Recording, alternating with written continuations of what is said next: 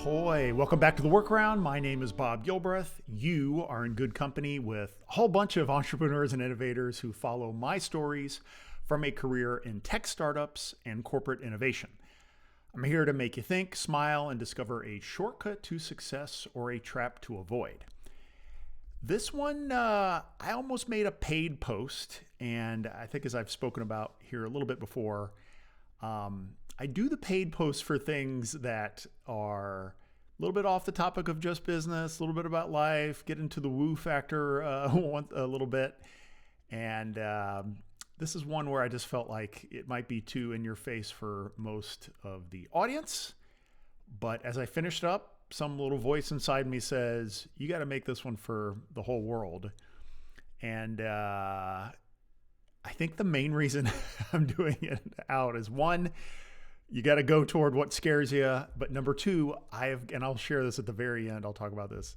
There are so many great other posts that came to me through writing this that I felt like I had to share it to the full subscriber base so that you all could discover all these other great writers that came into me during this time. So here we go. This is called Embracing Bad Bosses and Bullshit Jobs. I'm not giving up, but I think they might be key to waking up. In last week's post, I went on a rant about bad bosses and the rising gap between commitment they demand and the commitment they are willing to make. It felt good to get it out for about a day. Then something bothered me about what I wrote, so I started scratching at that itch.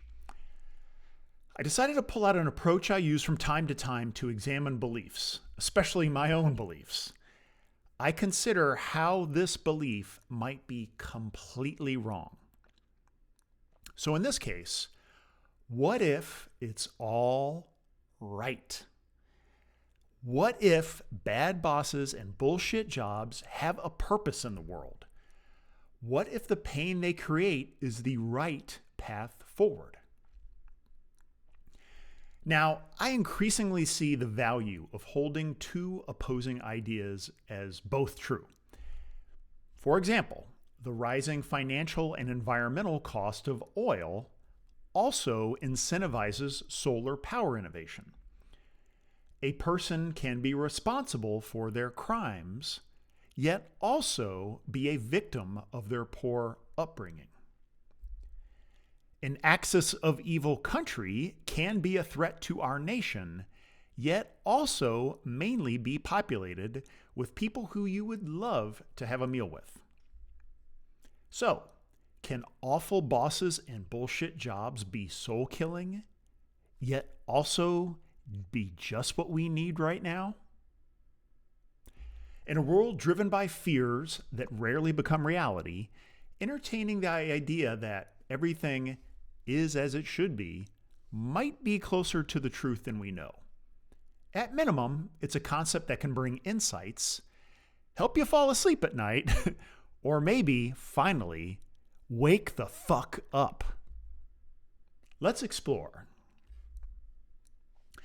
The only thing that stuck with me from my economics degree 31 years ago is that the economy mostly moves through the power of decisions by individual consumers and small business owners.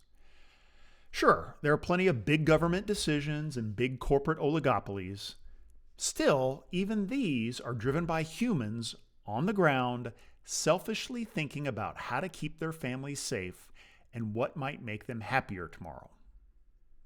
The result is a massively complex adaptive system in which our trillions of daily decisions are the butterfly flaps that create something bigger and more dynamic than the sum of its parts, or any one person's decision-making.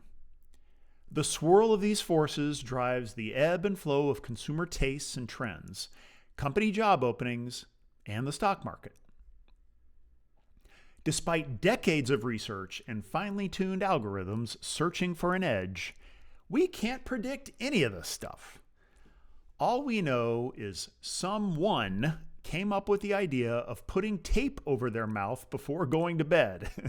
Somehow, this then became a consumer product category. It's like a version of infinite monkeys typing on their laptops until Hamlet pops out. Speaking of monkeys, this pattern of individual changes moving a complex system is the power behind the evolution of life, too. As science delves deeper into historical records, we find that evolution doesn't occur through slow, gradual tweaks at a steady pace. Evolutionary change mainly happens due to big shocks in the system, like supervolcanoes, meteor strikes, and continent collisions. Or climate change that forced a tribe of apes out of trees and onto the savanna. In the blink of an eye, they wrote Hamlet and Substack posts.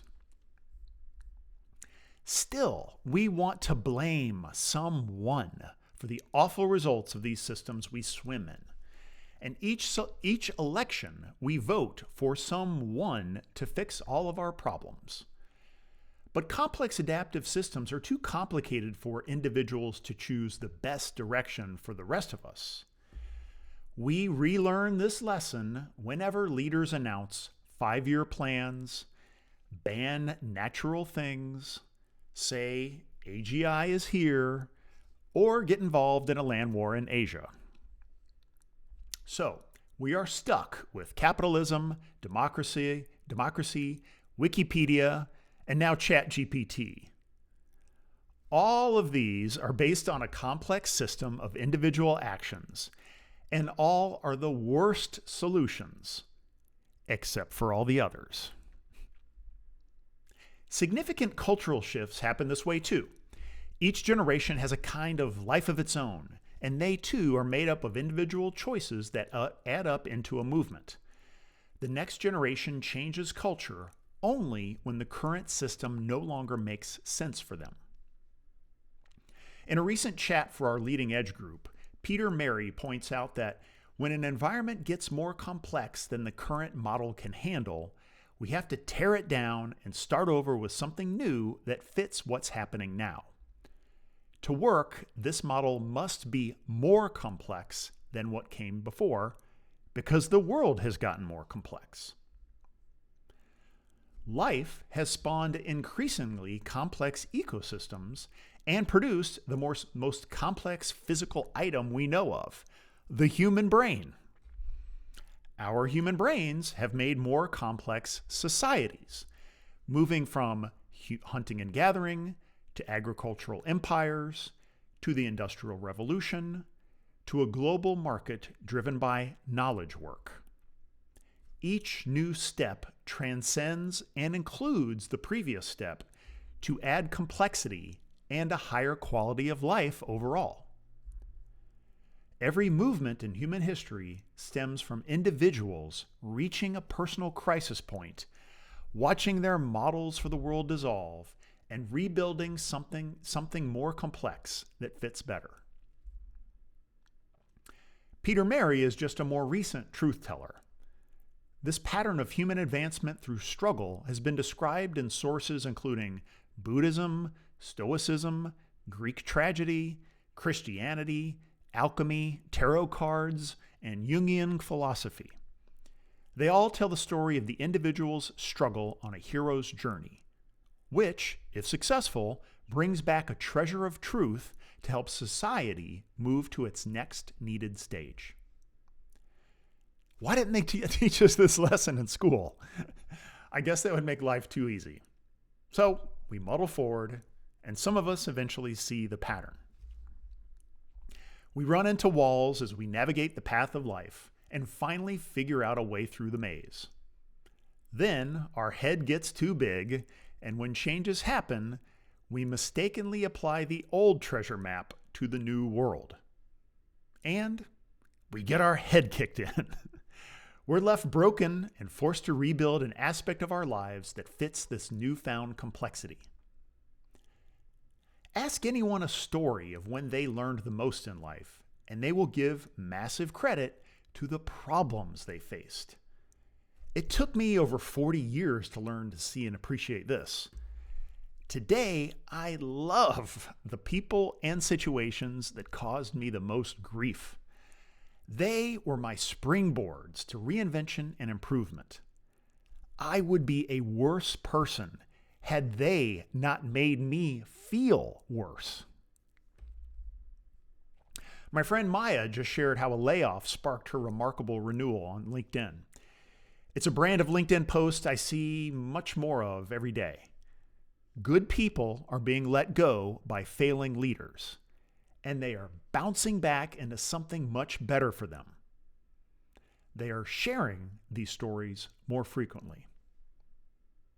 I think this is the sign of a shift. And maybe we need even worse bosses for these kinds of stories to add up and drive the change we need. As people are treated poorly and have less trust and commitment from their bosses, employees will either reach a personal breaking point and quit, or be broken down through a layoff. Either way, this is an opportunity for renewal. Let's throw some praise on the bullshit jobs, too. Poor leadership in companies is just as likely to include adding staff who don't add value.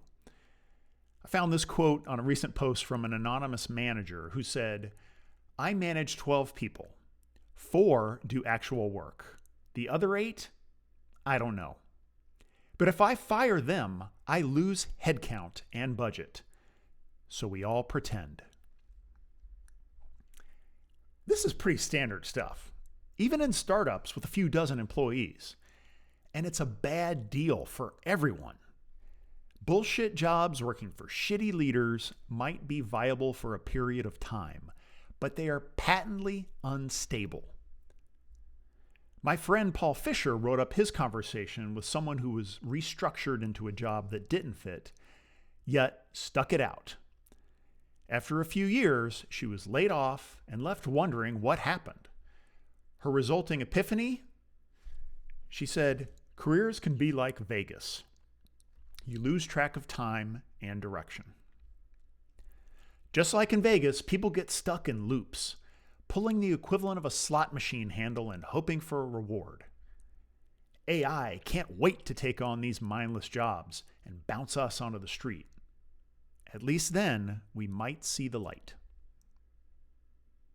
But a lack of meaning in work might be the bigger trigger of change.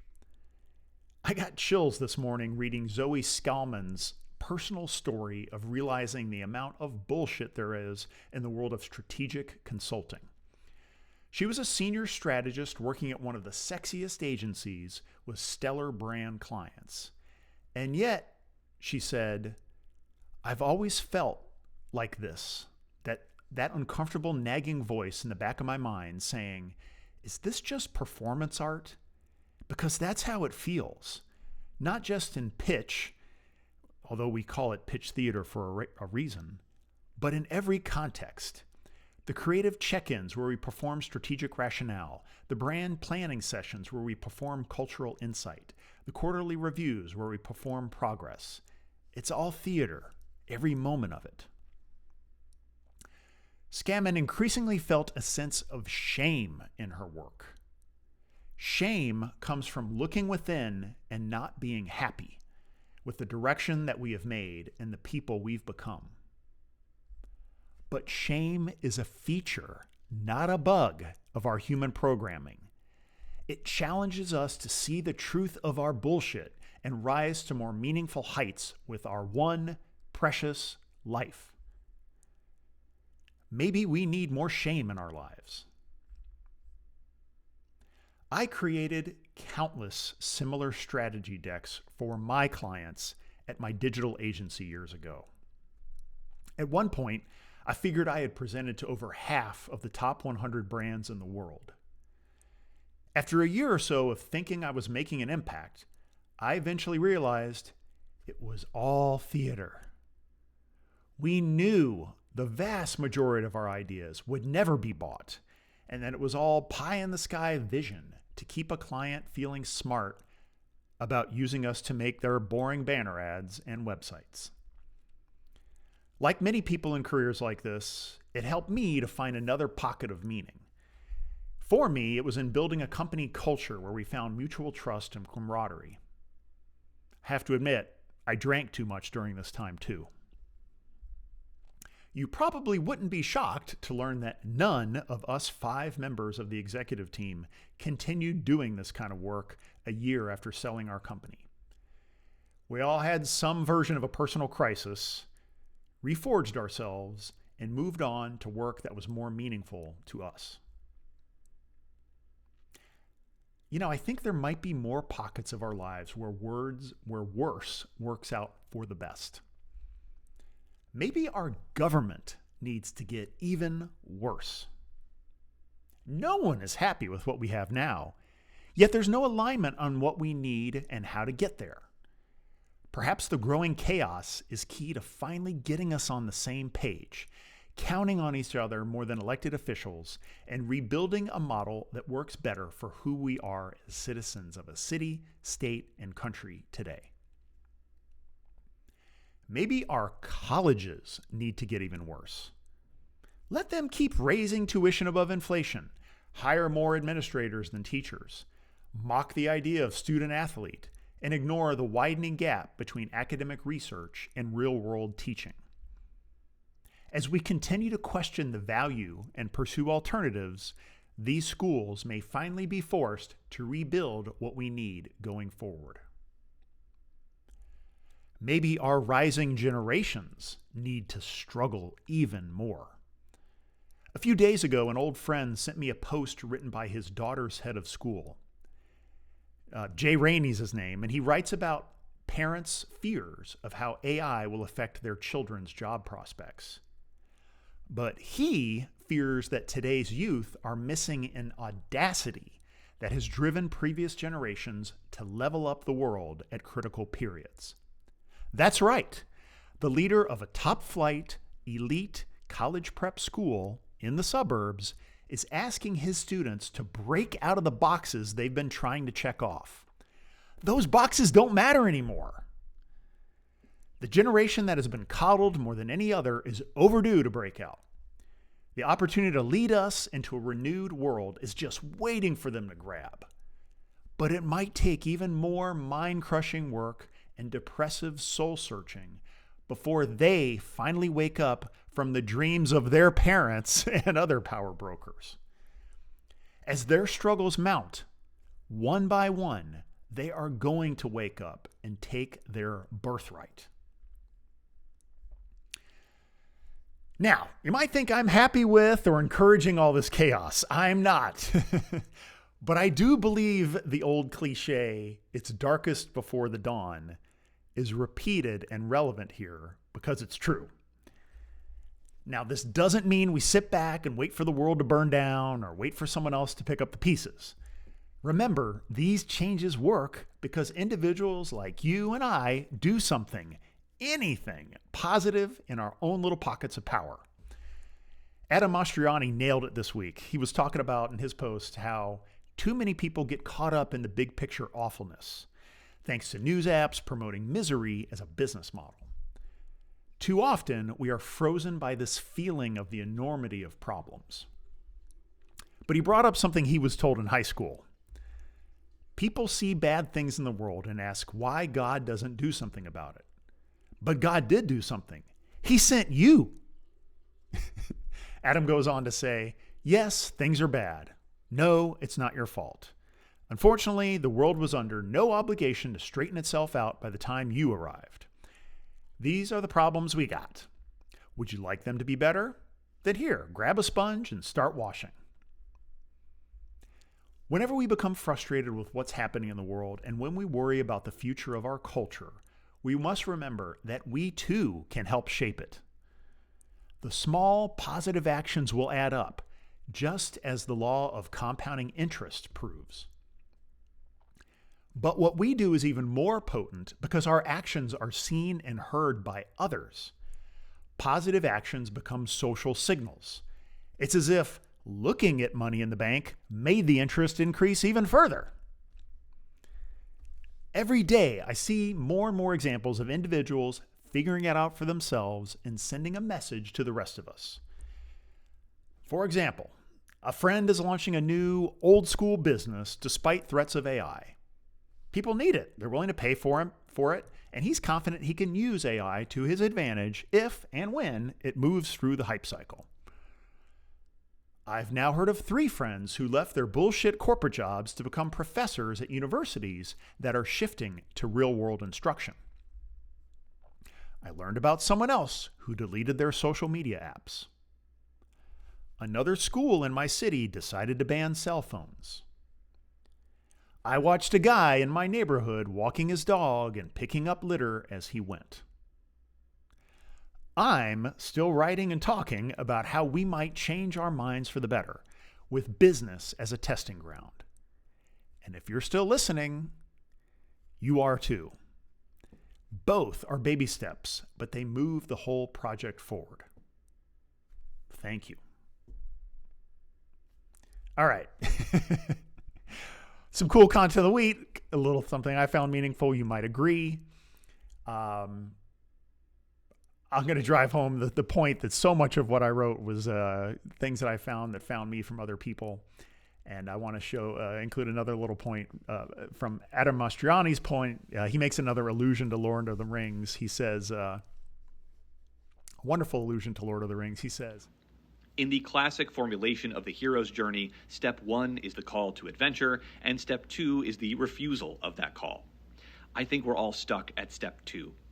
Gandalf's at our door, but we literally just sat down to lunch, and have you seen the forces of Mordor? They've got trolls. Obviously, it would be great if someone did something about Sauron, but I don't see why it should be me. Anyway, I am proud to say I have beaten Adam to this point in imagining how Tolkien's universe would look a lot different if a mere hobbit denied his call to the hero's journey. Because last year I wrote a post called Neither There Nor Back Again, a very short remake of a tale that Peter Jackson stretched into a 3-hour movies. My story ends with Bilbo closing the door on a certain gray wizard. It was fun to write and read, and if you listen to the podcast version, you can hear my voices. But it left me a little sad thinking about how many people in our lives will leave this earthly journey without testing their limits. But you're not going to do that, are you? You're going for it. You're part of the solution. All right. You promise? Good. Okay. Ahoy for now. Thank you. See you guys.